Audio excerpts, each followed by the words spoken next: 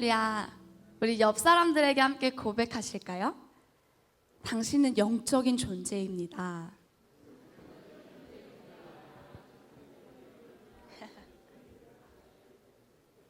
우리 다시 한번 또 앞에 또 뒷사람들에게 함께 고백을 하실 때 그 영이신 하나님이 이 자리에 우리와 함께하고 계십니다. 함께 고백합시다.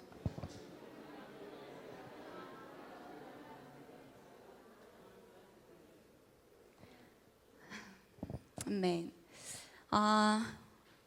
오늘 은혜 받으실 하나님의 말씀 같이 나누기를 소망합니다. 누가복음 22장 22절부터 32절 말씀입니다. 누가복음 22장 22절에서 32절 말씀입니다. 네, 다 찾으셨으면 제가 한 절, 또 여러분들이 한 절, 마지막 절은 같이 우리 읽어보도록 하겠습니다. 인자는 이미 작정한 대로 가거니와 그를 파는 그 사람에게는 화가 있으리로다 하시니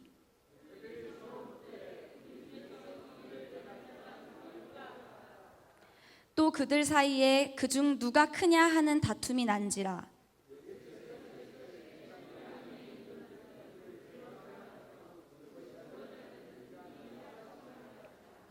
너희는 그렇지 않을지니 너희 중에 큰 자는 젊은 자와 같고 다스리는 자는 섬기는 자와 같을지니라.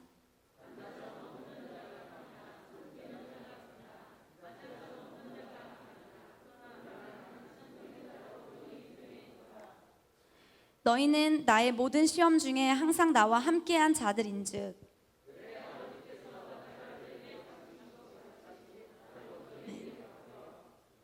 너희로 내 나라에 있어 내 상에서 먹고 마시며 또는 보좌에 앉아 이스라엘 12지파를 다스리게 하려 하노라.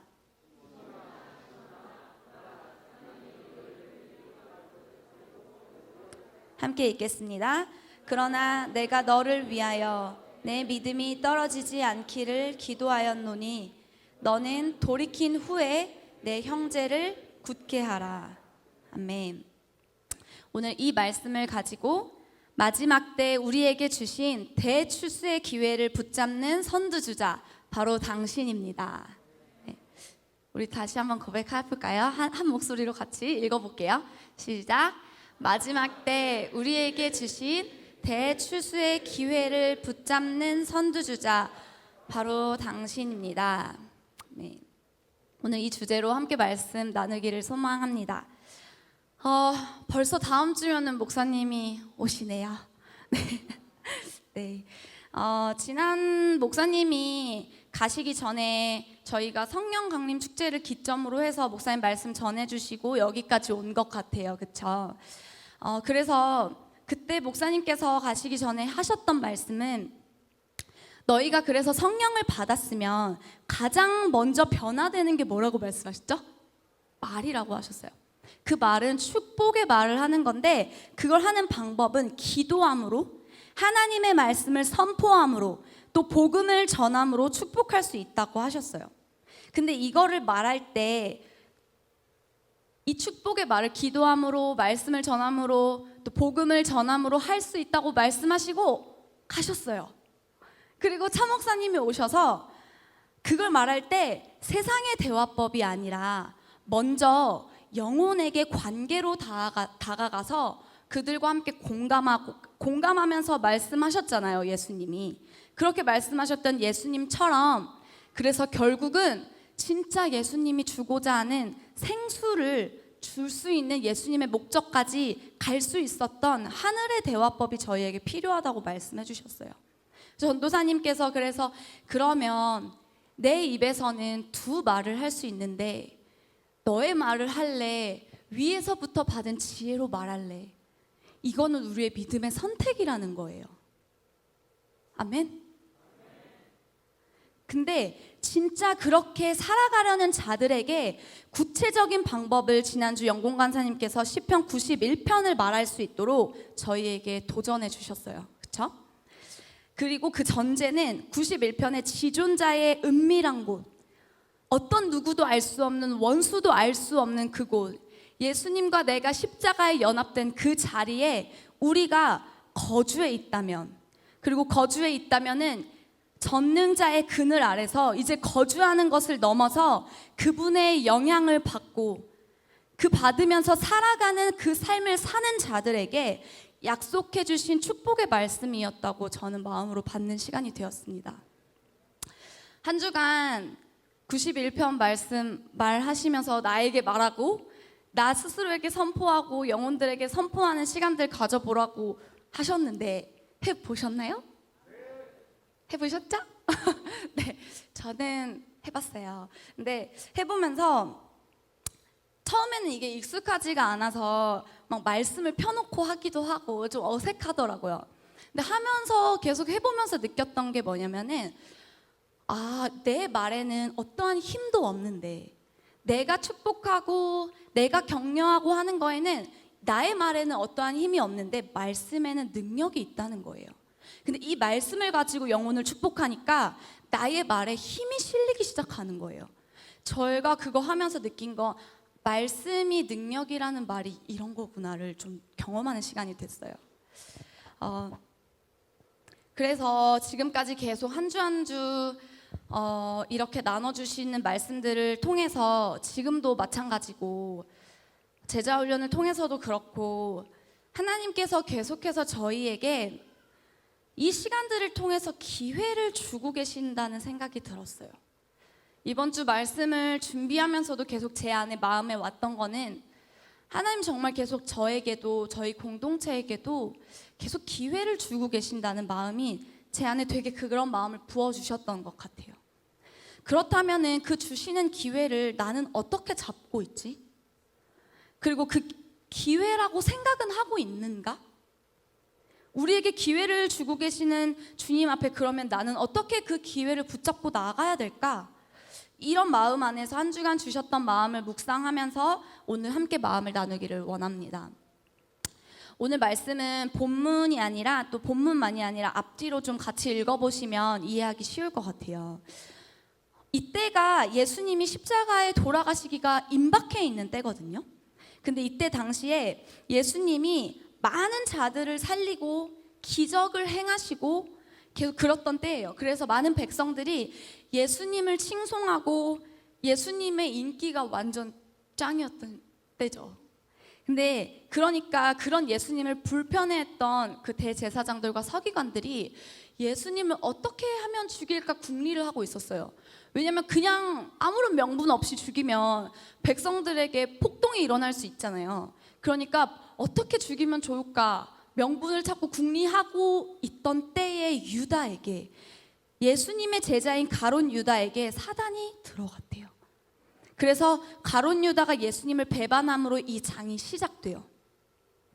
그리고 제자들과 마지막 만찬을 하는 자리에서 예수님은 자신을 팔 자가 누군지를 이미 아시고 계시죠.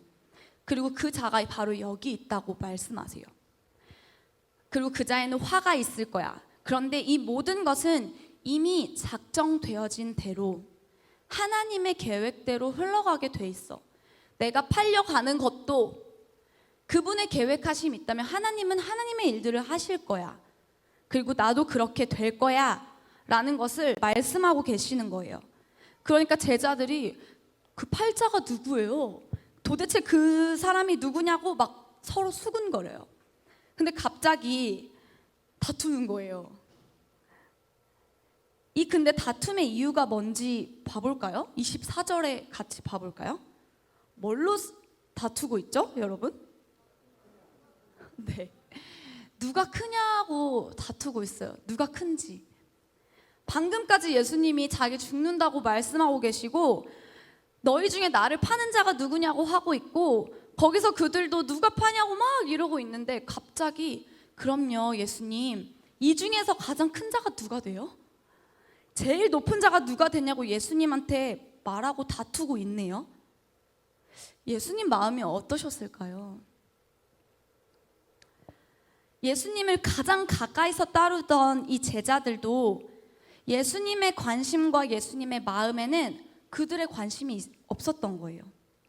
좀 저의 모습도 보게 됐던 것 같아요. 예수님의 죽음도 예수님의 마음도 그들에게는 상관이 없는 거예요.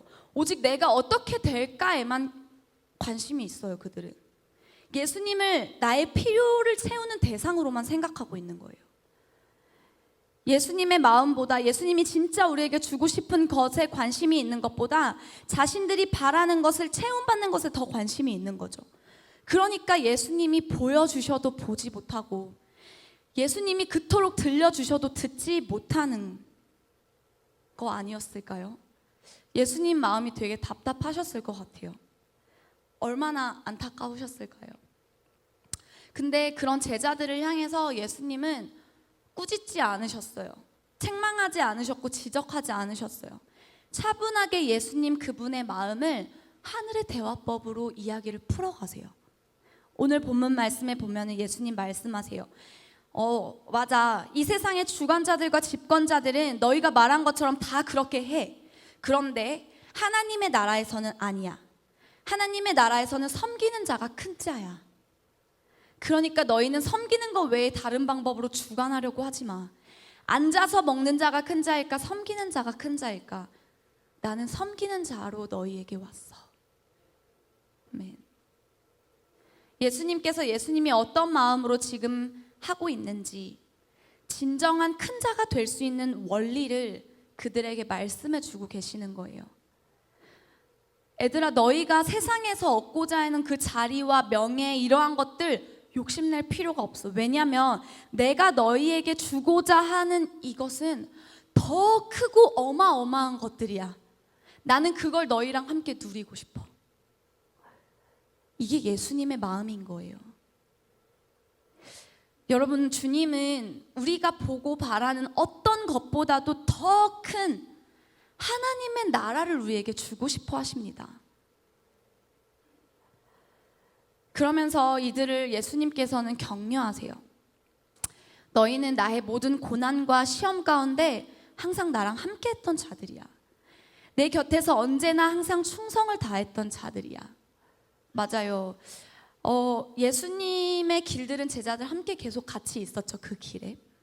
근데 사실은 이 제자들이 예수님께 어떤 큰 도움이 되지는 못했을지도 몰라요. 저희가 예수님과 함께하고 있었던 제자들을 말씀을 통해서 많이 봤겠지만, 제자들이 많이 실수도 하고 연약함도 있었던 걸 많이 봐요. 근데 예수님은 그걸 보지 않으셨어요. 그들 자체를 보셨던 거예요. 나와 함께하고 있는 그들 존재 자체에 고마워하고 감사하고 있었던 거예요. 그리고 그것을 칭찬하고 격려하시는 거죠. 진짜 감사하지 않나요? 저희에게 그렇게 해주시는 예수님께. 이 안에 예수님의 성품을 좀 보게 됐던 시간이었던 것 같아요. 예수님은 그냥 그런 제자들이 지금 바라고 있는 자리의 정도가 아니라, 예수님은 내 나라를 주고 싶으셨던 거예요. 하나님이 내게 맡기신 것처럼 나도 너희에게 그 나라를 맡기기를 원하시고 계세요. 그리고 주님과 함께 고난당하고 연약할지라도 이 자리를 함께 지키면서 가는 저희 공동체, 그리고 그런 자들이 주님의 나라에 가서 주님의 상과 함께 먹고 마시며 최고의 상급과 영광의 자리인 예수님의 그 보좌에 함께 앉아서 다스리게 하신다는 거예요. 아멘. 우리의 소망이 진짜 여기에 있기를 소망합니다. 주님이 다스리시는 그 지파를 우리가 다스리게 될 거라는 거예요. 이 영원한 곳에 소망을 함께 두고 가시길 원해요.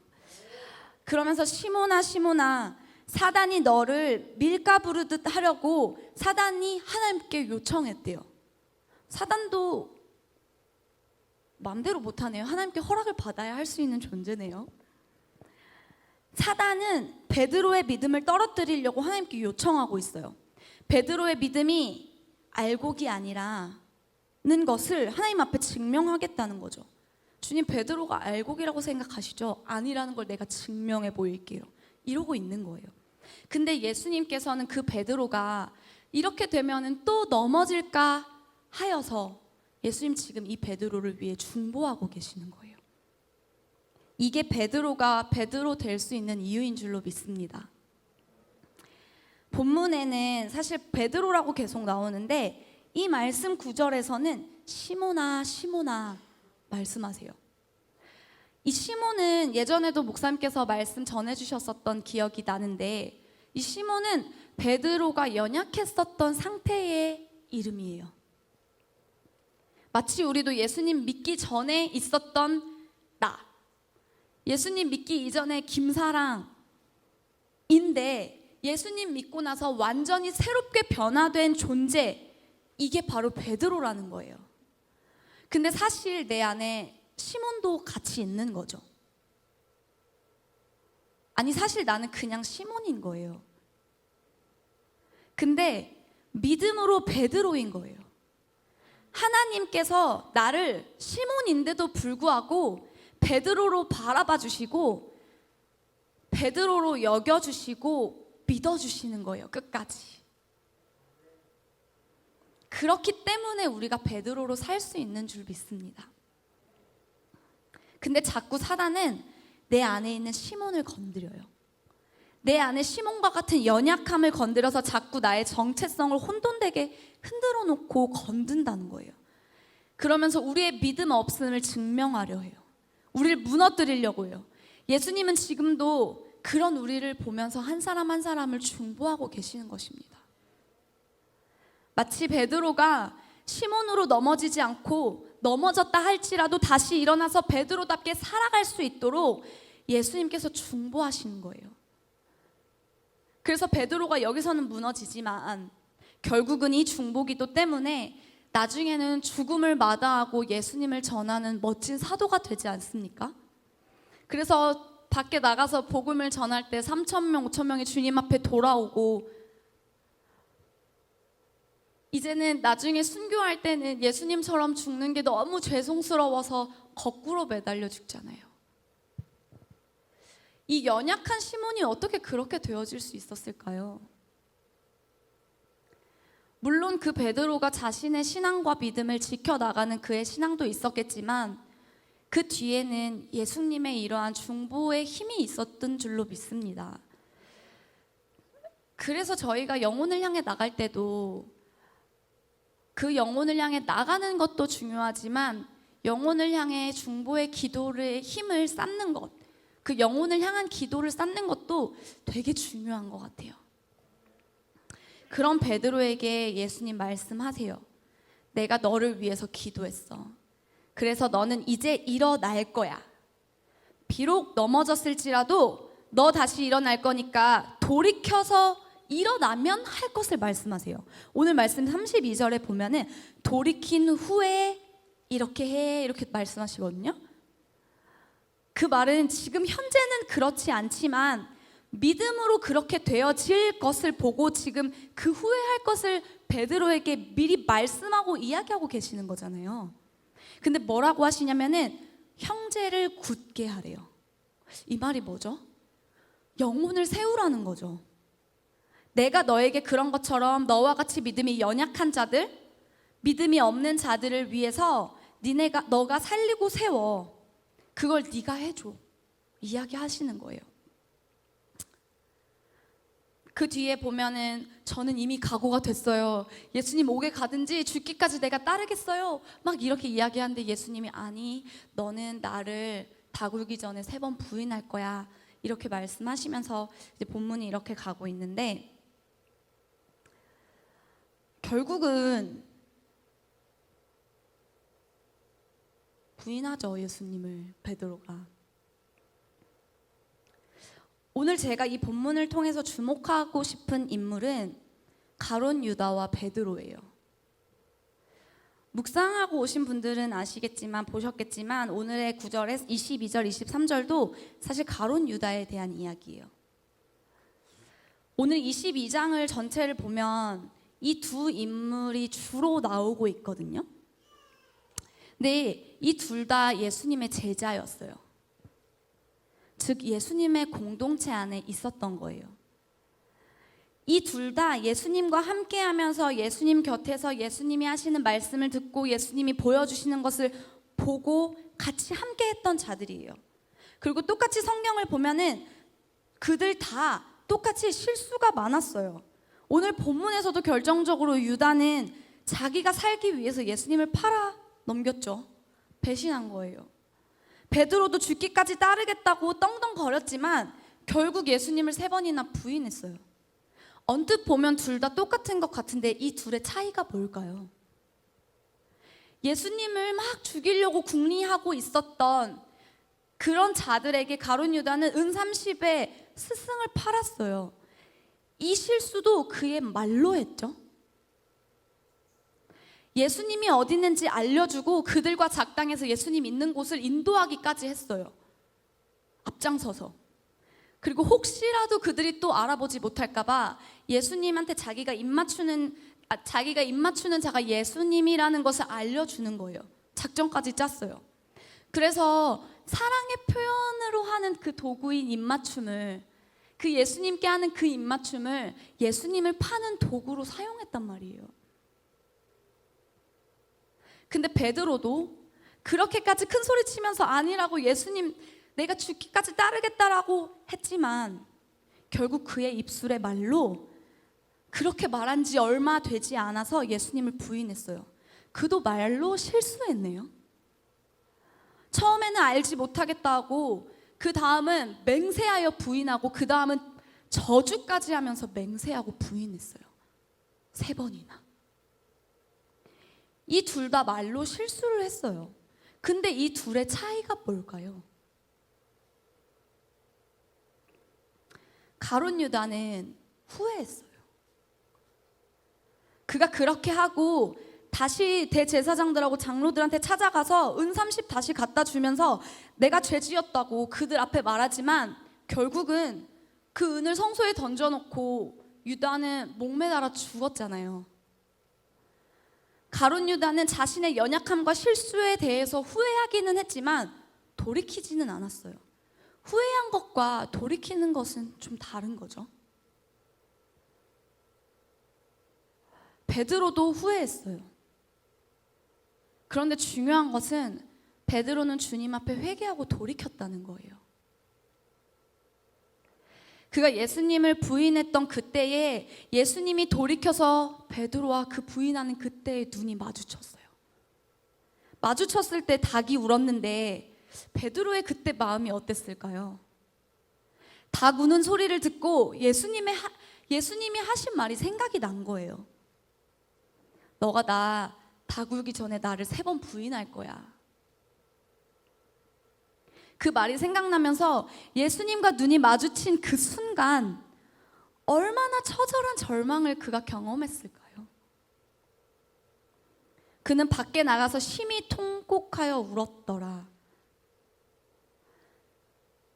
죽기까지 따르겠다라고 했던 그의 고백도 마음도 진심이었는데 그 자신이 진짜 예수님 말씀하신 것처럼 부인하고 있는 자기의 연약함을 발견할 때의 그 자기의 모습, 그때 얼마나 깊은 절망을 경험하고 있었을까요?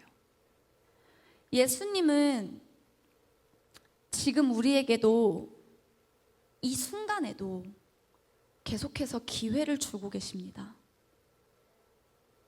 이 둘 모두에게 예수님은 오늘 본문을 통해서 기회를 주고 계셨어요. 마지막 만찬의 자리에서도 모르겠어요. 저는 이렇게 묵상이 되더라고요.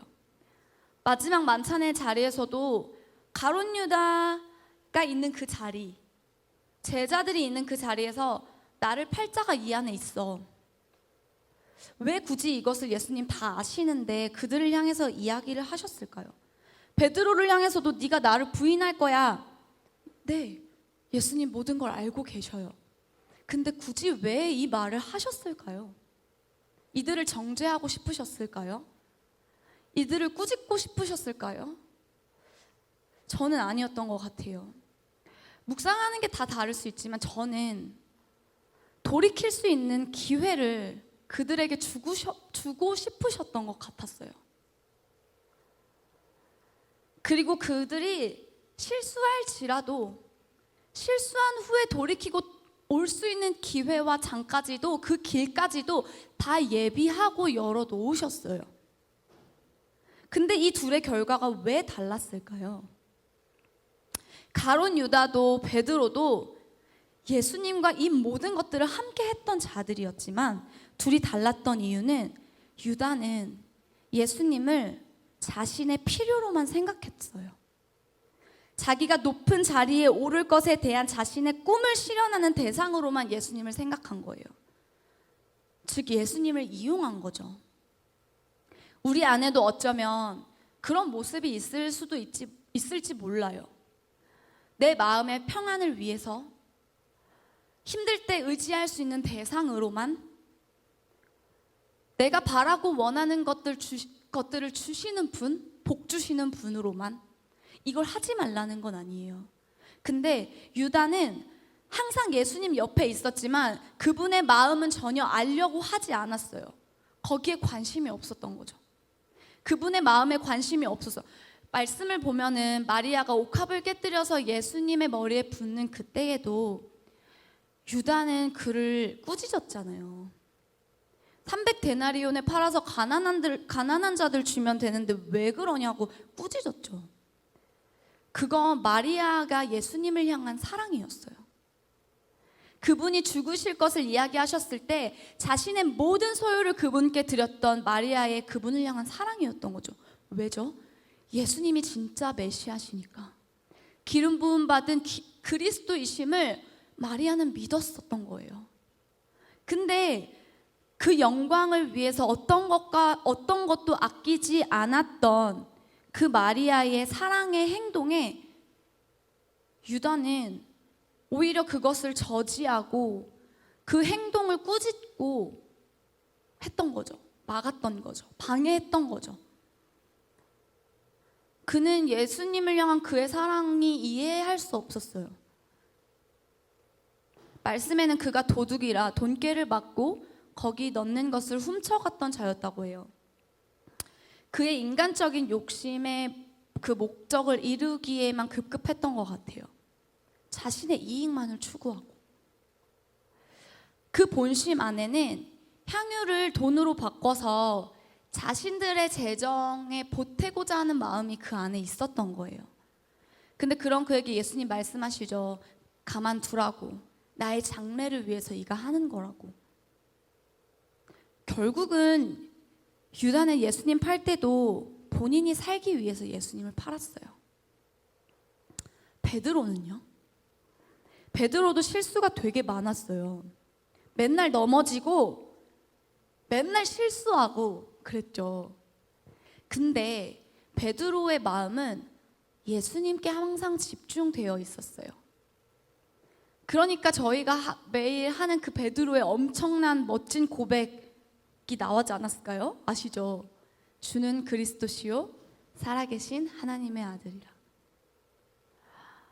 이 고백도 물론 실수하고 연약했지만 이 고백이 나올 수 있었던 것도 그의 모든 마음은 예수님을 향해 집중되어 있었던 거 아니었을까요? 그 안에는 예수님을 진짜 존경하고 연약하고 넘어는 지지만 예수님을 향한 그의 사랑의 마음, 존경의 마음, 그 마음이 그 안에는 있었던 거예요. 예수님도 그 마음을 아신 것 같아요. 연약함도 아셔요. 그래서 그를 위해서 중보하셨고 그가 일어날 것을 믿음으로 보시고 베드로로서 이후에 사도가 돼서 복음을 전해 나갈 그 베드로를 보시면서 예수님은 그 베드로를 통해 많은 영혼들이 주님께 돌아올 베드로 뒤에 있는 하나님의 나라를 보신 거예요. 그런 베드로가 실수하고 똑같이 넘어지고 했지만 끝내는 예수님 말씀에 순종했죠. 너는 예루살렘 떠나지 말고 약속한 성령을 기다려 했을 때 베드로 정말 기다렸어요. 그 말씀에 순종했어요. 자신이 진짜 예수님이 주신 그 기회를 그는 붙잡았던 거예요. 자신의 힘으로 진짜 아무것도 할 수 없다는 걸 깨닫고 절망을 경험하고 있던 그 베드로 안에 성령이 임하니까 예수님을 부인하고 실수투성이었던 베드로의 입술의 말에 변화가 되기 시작했어요. 우리도 그렇게 되어질 줄로 믿습니다. 아니 이미 그렇게 되었음을 선포합니다. 아까 예수님이 중보하시면서 베드로에게 부탁했던 말이 있었죠. 너 복음을 전해서 형제를 굳게 해. 돌이킨 후에 영혼을 살리고 세워 주님께 돌아오도록 근데 진짜 그 후에 그 베드로를 통해서 그의 입술의 말의 변화를 통해서 성령이 일하셔서 진짜 형제를 굳게 하는 베드로가 되어지잖아요. 우리는 어떤가요? 이걸 통해서 저 자신도 제가 많이 보게 됐던 시간이었던 것 같아요. 사실 그냥 말씀 준비하면서 저한테 하시는 말씀인 것 같았어요. 요즘 저희 공동체 말과 성품을 계속 디테일하게 다루면서 공동체가 가고 있는데 구역에서도 삶에서도 계속해서 적용되어지고 계십니까? 쉽지 않죠. 근데 이게 제자훈련에서만이 아니라 계속 이거는 우리의 있는 삶의 자리에서 이어져야 되는 줄로 믿습니다. 해보시면서 어떠셔요? 지난 금요일 날에 영공 간사님께서 막 해보실 때 안 되었던 것들, 그때 들었던 마음들을 되게 나눠주셨잖아요. 근데 사실 그걸 들으면서 저 되게 많이 공감됐거든요. 저에게도 사실 그런 시간들이 있었어요. 하면 할수록 제 실수도 제 연약함도 제가 되게 많이 보게 되는 거예요. 진짜 저를 보게 됐던 것 같아요. 저는 제가 예전에 비해서 많이 잘하고 성숙된 줄 알았었어요. 근데 여전히 내 안에 주님 빠지면 아무것도 아니라는 걸 정말 보고 깨닫게 됐던 시간이 제 안에 지난 시간에 있었어요. 근데 그런 저에게 진짜 절망하고 있었던 저에게 하나님이 더 깊은 관계로 콜링하시는 거예요. 초청하시는 거예요. 근데 주시는 마음 앞에 제가 너무 하나님 앞에 나가는 게 그 제 모습으로 너무 죄송했던 마음이 있었어요. 물론 주님은 저를 언제나 용납해 주시고 그렇다는 걸 알지만 그때의 저의 마음은 그게 너무 죄송해서 갈 수 없었던 제 마음도 있었던 것 같아요. 근데 주님은 이미 저의 그런 모습을 알고 계셨던 거예요. 하나님 제게 그렇게 말씀하시는 거예요. 나는 구원받고 새로운 존재가 된 너를 봐. 연약한 네가 아니라 그런 너는 이미 내가 십자가에서 다 해결했다니까? 이렇게 저에게 말씀하시는 거예요. 그런 마음이 있는 가운데 지난 시간에 계속 영혼들을 만나고 또 공동체에 있는 많은 분들이 계시는 모임들을 함께 들어갈 수 있는 기회가 되었어요. 근데 그 안에서 많은 이야기를 듣게 되고 공동체 안에서 나누어지는 이야기들을 듣게 되고 나눔을 통해서 하나님이 자꾸 저한테 말씀하시는 것 같은 거예요. 그런 상태에 있던 저였거든요. 근데 그 상태에 있던 저에게 그 나눔과 그 모임들과 그 안에서 듣게 되고 보여지는 걸 통해서 계속 말씀하고 싶으신 게 있는 것 같은 거예요. 근데 말씀하셨어요. 내가 움직여야 할 것들을 보게 해주셔요, 계속. 왜 저는 자꾸 넘어지고 또 실수하고 이러는데 왜 자꾸 나에게 이 타이밍에 하나님께서 보게 하시지? 왜 자꾸 내한테 이걸 보여주실까? 이런 마음을 계속 갖고 있는데 하나님 저에게 말씀하시는 거예요. 너 이거 들었지? 너가 이거 봤지? 네가 이분들의 마음을 풀어주는 자가 되어줘. 너가 내 마음의 소리를 내어줄 수 있겠니? 이 마음을 저한테 되게 강하게 주셨어요. 근데 제가 주님 앞에 그랬어요. 주님, 저는 자꾸 또 넘어지고 실수하는데요. 제가 혹시 주님의 일을 망치면 어떡해요? 이 마음이 저 안에 있는데 거기에 대해서는 하나님 아무 말씀도 하지 않으시는 거예요. 이렇게 하면서 저를 딱 보는데 저는 자꾸 하나님 앞에 내 상태를 가지고 말하고 있더라고요. 근데 하나님은 거기에 대해서 어떤 말씀도 하지 않으시고 하나님 저한테 말씀하시는 거는 자꾸 내 존재 자체에 대해서 이야기를 하시는 것 같아요.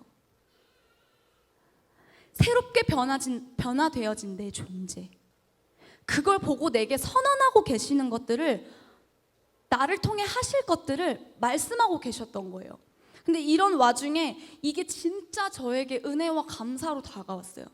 그러면서 오늘 말씀을 준비하는데, 이 말씀을 준비하는데 본문에서도 예수님이 지금 연약한 상태에 있던 시몬이 아니라 일어날 베드로에게 계속 행할 것들을 믿음으로 말씀하시면서 나가시잖아요. 저에게도 그런 것 같았어요. 그렇게 되어질 나, 이미 그렇게 되어진 나를 보면서 하나님 계속해서 그 시간에도 저에게 기회를 주고 계셨던 거예요. 내 안에 연약한 시몬인 나도 존재하지만 이미 변화되어서 하나님의 나라를 위해 살아갈 베드로로서 하나님은 우리를 보고 계시는 것입니다. 근데 사단은 자꾸 내 안에 시몬을 건드려요. 눈에 보이는 것에 반응하게 하고, 내 눈에 보이는 것, 내가 느껴지는 것, 내가 들려지는 것대로 반응하게 자꾸 나를 반응하게 한단 말이에요. 시몬으로 반응하게 한단 말이죠. 그러면서 우리의 믿음을 참소하려고 하지만 하나님 우리에게 특별히 우리 공동체에게 지금도 계속해서 기회를 주고 계시는 줄로 믿습니다. 정말 이 마지막의 마지막 때를 가고 있는 이 시간에도 허락하고 계시는 하나님의 이 기회를 저희 모두가 잡고 돌이켜서 베드로와 같이 주의 나라를 위해서 함께 나아가는 공동체가 되기를 소망합니다. 연약했던 베드로도 유다도 모두 예수님의 공동체였어요. 그리고 그들을 향한 하나님의 마음도 동일하셨어요. 근데 계속해서 그들을 향해서 기회를 주고 돌이킬 수 있는 길도 하나님은 열어 놓으셨던 거죠. 근데 그 기회를 잡는 건 저희의 몫입니다. 기회를 나를 돌이키는 기회로 쓰느냐, 그냥 내 필요만 채우는 이용하는 도구로만 쓰느냐는 우리의 선택인 줄로 믿습니다. 정말 이 마지막으로 주고 계시는 하나님의 기회를 붙잡고 믿음으로 선택하시는 저와 여러분들 되기를 소망합니다. 이렇게 기다리면서 기회를 주시면서 이 때가 얼마 남지 않았는데 하나님은 자꾸 우리가 그 기회를 통해서 자꾸 돌이키기를 원하시고 기다리고 계시는 거예요. 저희 공동체, 특별히 지금 저희 공동체는 마지막 때 하나님이 여실, 대추수의 그 기회를 여실 때 그 기회를 온전하게 붙잡고 나아갈 수 있도록 하기 위해서 지금을 준비하는 과정에 있습니다. 그리고 우리는 그 길을 준비하는 공동체입니다. 그 안에서도 이 시간을 가고 있는데, 하나님이 여시는 그 대추수의 때에 하나님이 들어 쓰시는 히든 카드가 바로 우리 공동체가 되어지길 우리는 소망합니다.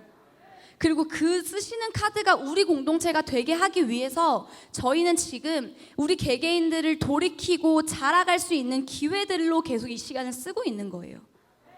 저희는 지금 이 과정을 소그룹과 개인을 건강하게 하는 것에 올해의 방향을 두고 우리 개인의 인격과 성품을 다루는 것에 초점을 맞추면서 제자훈련을 통해 이렇게 가고 있어요.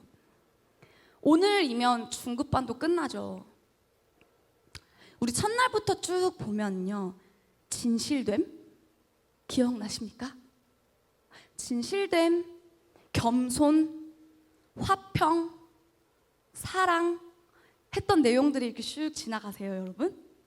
한번 다시 해볼게요. 진실됨, 겸손, 화평, 사랑, 감사, 온유함, 담대함, 축복, 인정하는 말, 축복하는 말, 친근감으로 다가가기, 관대함, 너그러운 마음 갖기 까지 해서 지난주까지 이렇게 왔어요.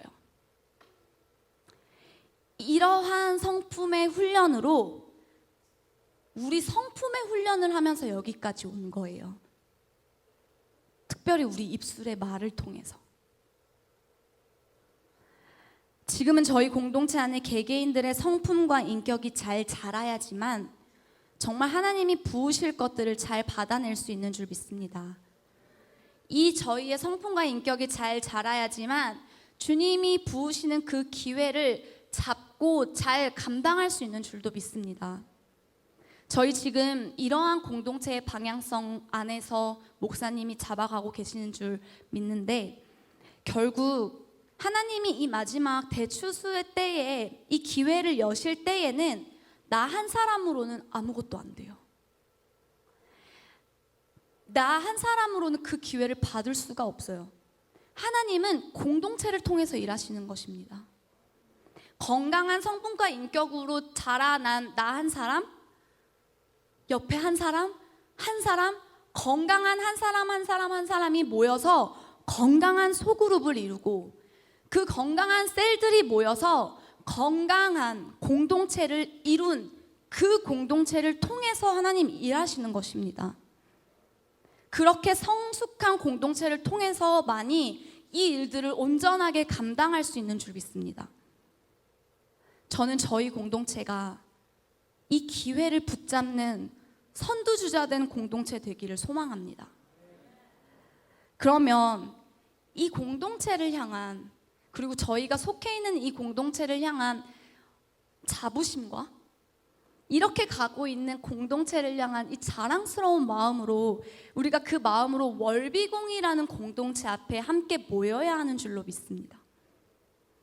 왜냐하면 이 비전 어느 교회나 품는 거 아니고 저희 공동체에만 특별히 부어주신 하나님의 특별한 기름 부으심이잖아요.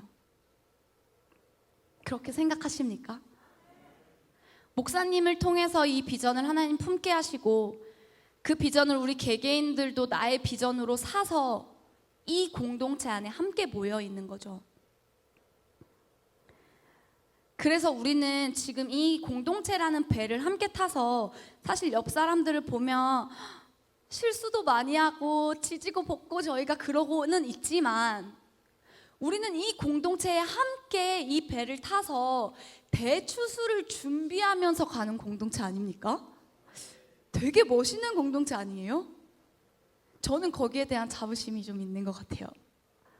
왜 저 약간 그런 거 있거든요. 그 독립영화 같은 거 보면은 그 보고 나면은 그 끌어오르는 애국심. 그래서 제가 청년들하고도 잘 나누는데, 와, 나도 야 군대 나갈까? 야, 나 진짜 나라를 막 지키는 막 이런 마음이 저는 막 부근부근, 그 영화 같은 걸 보면 그래요. 그럼 저희 청년들이 가보시라고, 진짜 잘 어울린다고 막 그러거든요. 근데 이 마음이 사실 저희 공동체도 똑같잖아요. 우리 주님의 나라를 위해서 목숨 걸고 가는 공동체 아닙니까? 저는 이런 공동체가 저의 공동체라서 자랑스러워요. 그리고 제가 어릴 때부터 뭣도 몰랐던 그 어릴 때부터 있었던 공동체가 저희 공동체라는 것에 자부심을 느껴요. 그리고 그 이 공동체의 사역자라는 것에도 자부심이 있어요. 그게 너무 감사해요. 그냥 저 한 사람을 보고 옆 사람 한 사람을 보면은 되게 실수가 많고 어렵고 막 그렇지만, 저희 공동체로 불러주신 것에 너무 감사한 것 같아요. 왜냐하면 하나님은 지금 저희 공동체를 쓰시고 계시잖아요. 저희에게 주어진 이 기회들도 사실은 저희가 하나님 안에 붙어있고 공동체에 같이 붙어있기 때문에 주어지는 기회들 아닐까요? 유다도 후회했지만 스승인 예수님을 팔아버려서 돌이킬 수 있는 기회가 없었잖아요. 베드로도 똑같이 연약하고 실수했지만 예수님 공동체에 속해서 예수님을 여전히 그는 사랑하고 그 예수님을 존경하고 그 마음이 그 안에 있었기 때문에, 계속해서 그 안에 있었기 때문에 돌이킬 수 있는 기회도 주어진 거고, 나중에는 사도로의 멋진 부르심의 사역을 감당하는 자가 됐던 거죠. 오늘의 이 기회도 우리가 하나님께 또 이 공동체에 함께 붙어있기 때문에 이 기회가 저희에게 주어지고 있는 것인 줄로 믿습니다. 근데 사실 맞아요. 저희 월드비전 커뮤니티라는 공동체 안에 순천 순복음교회, 또 파주는 파주교회, 상해는 상해교회 있는 모든 공동체에 우리가 그 교회 안에 속해서 함께 제자훈련도 하고 말씀도 나눠지고 양육도 하고 교제도 하기 때문에 계속 그 기회가 저희에게 열려 있는 거잖아요. 근데 자꾸 우리가 그 안에 계속 젖어서 있다 보면은 이게 기회인데도 기회인지 모르는 때가 참 많은 것 같아요. 그래서 놓치는 때도 많은 것 같아요. 목사님이 저희를 너무 사랑하시고 기다려주시면서 계속 그 기회를 만들어주고 계시는데도 이 기회를 소중하게 받지 못할 때가 참 많은 것 같아요. 저를 포함해서. 그런데 예수님은 예수님의 공동체를 보시면서 어떠셨을까요? 내가 곧 죽어. 나 이 일들 하려고 여기 왔어. 막 이러면서 주님의 마음을 얘기하고 이러는데 제자들이라고 하는 자들이 자리 싸움이나 하고 자기의 이익만을 구하면서 그런 그들을 보시기에 예수님은 애같하게 그분의 마음과 그분의 목적과 그분의 삶을 나누시는데 그것에 관심은 없고 오로지 자신의 이익만을 추구하는 것에 관심이 있는 제자들을 보시면서 예수님의 마음은 어떠셨을까요? 어쩌면 이걸 묵상하면서 목사님이 나를 향한 공동체를 향한 마음도 이러실 수도 있겠다. 물론 예수님은 우리를 기다리시고 사랑으로 계속 기회를 주셔요. 그런데 그 마음 안에는 빨리 돌이켜서 이 마음을 함께 알고 함께 이 나라를 세워서 달려가고 싶은, 그래서 나에 있는 것들을 주고 살게 해주고 싶어하는 예수님과 또 목사님의 간절한 애타는 마음도 있지 않을까요? 우리가 진짜 유다같이 예수님 옆에서 예수님 뜻을 알지 못하고 들어도 봐도 보지 못하고 듣지 못하는 자가 아니라 계속해서 주고 계시는 그 기회를 소중하게 받을 줄 아는, 기회를 기회라고 볼 줄 아는, 그 기회를 진짜 나를 보고 돌이켜 키는데 쓸 줄 아는 그런 저 한 사람과 공동체가 되기를 소망합니다. 우리 함께 이 시간 기도하면서 나가기 원합니다. 여러분, 실수할 수 있고 넘어질 수 있어요. 저도 매일 넘어지고 실수해요. 근데 실수하고 넘어졌더라도 또다시 일어나게 해주시는 하나님의 은혜를, 목사님을 통해서 허락해주고 계시는, 우리한테 주고 계시는 기회를 소중하게 붙잡는 저희가 되길 소망합니다.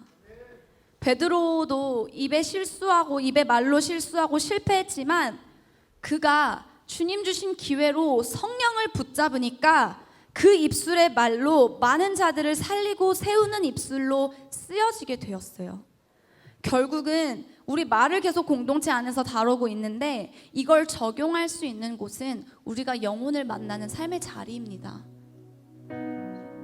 삶의 현장인 것입니다. 이 말씀 듣고 나가면 저희 삶이 펼쳐지네요.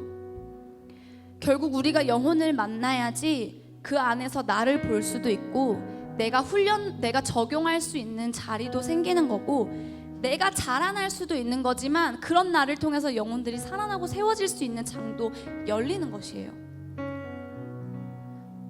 그래서 베드로로 변화된 존재인 나로 나아가서 영혼들을 굳게 하며 나아가는 저와 저희 여러분들 되길 소망합니다. 우리 시간 함께 기도하며 나아갈 때 주님, 저희 안에 유다처럼 예수님과 함께하고 매일같이 듣고 옆에 있지만 내 관심은 다른 데 있고 진짜 주님이 주고자 하시는 그 마음의 관심보다 나의 관심, 나의 필요를 채우기 위해 갔던 저의 모습들을 이 시간 회개합니다.